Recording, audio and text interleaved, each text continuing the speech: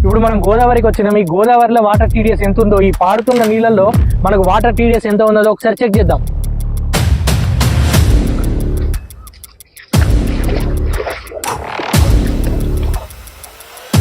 Water ఇప్పుడు మనం గోదావరిలో చెక్ చేసిన వాటర్ డైరెక్ట్ ఇక్కడికే వస్తుంది.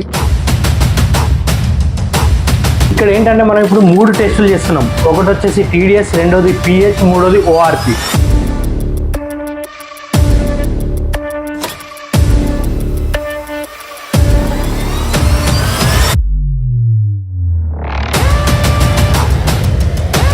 బట్ ఇంకొకటి ఏంటంటే ఇక్కడ ఈ 3 వాటర్లో కూడా మన హిమాచల్ వాటర్ అనేది కలిస్తే ఈ ఓఆర్పి అనేది ఎట్లా వస్తుందో ఒకసారి చూడండి. ఇది ఓఆర్పి.